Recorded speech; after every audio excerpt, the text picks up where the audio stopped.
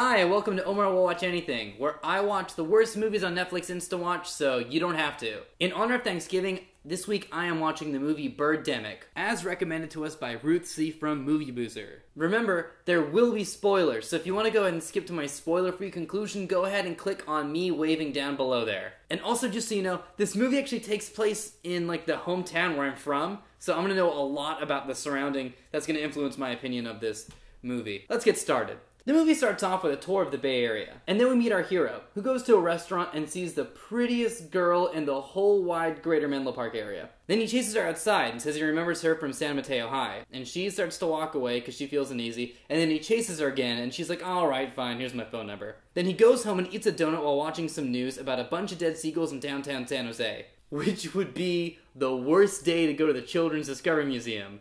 I can tell you that from experience. Anyway, he goes back to work at his technology firm, and she goes to her modeling gig and wears her ethnic clothes. And then she finds out she got a Victoria's Secret gig. So they decide to go on a first date. Then he goes and plays basketball. Now this isn't the most important scene in the film, but it has my favorite line, where his best friend says, "A day without sex is a day wasted." And he's not making this stuff up. The next time we see him in the movie, he's shirtless and his girlfriend's in a bikini. ImaginePeace.com. Anyway, he goes home and watches some depressing news again. And then they go on their date. They look at some pictures of cats, and boy, these guys just hit it off. They go look at CGI birds flying around San Francisco. They go to Toons Downtown, where all the dead seagulls are. They dance together, then she dances with her mom. And to top it off, our hero's boss announces that everyone at his company just made $1 million.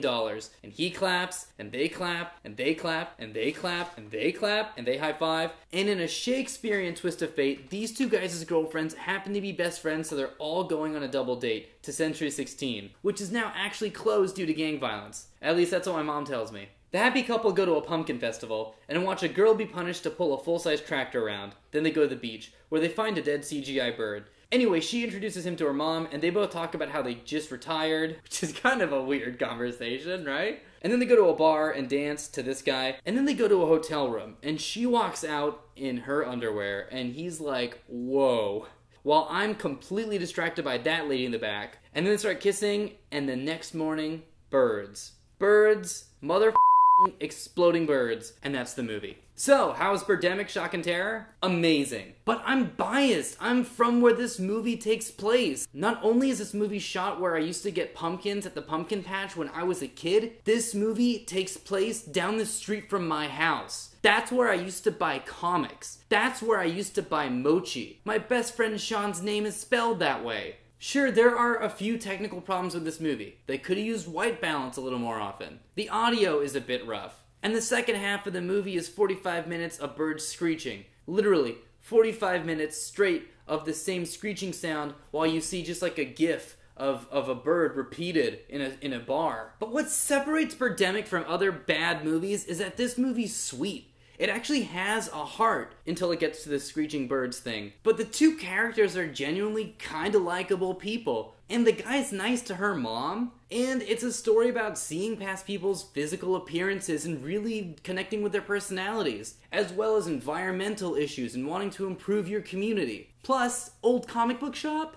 Now, is Birdemic the best movie ever? No, that's Joss Whedon's Serenity. But is it the worst movie ever? No, that's X-Men Origins Wolverine. So, how does Birdemic measure up on the Omar Will Watch Anything scale of great, to enjoyable, to watchable, to unbearable, to terrible, to X-Men Origins Wolverine? I'm gonna put it at enjoyable. Except for the bird screeching, that's at unbearable. So, there's my review of Birdemic Shock and Terror. Have you seen anything on Netflix Insta-Watch that you really don't have to sit through, but you want to force me to sit through? Go ahead and leave your terrible recommendations in the comments below, on our Facebook page, or go ahead and tweet them at us. Omar Will Watch Anything is part of a segment called Wildcard Wednesdays, where we choose a card from this box to determine what kind of video we make next week. You can actually vote for your favorite show to add a card of that to this box to increase the chances of it getting picked, by writing the title of that show in all caps in the comments below. I don't know why I did that so dramatically. Alright, let's find out what we are doing next week.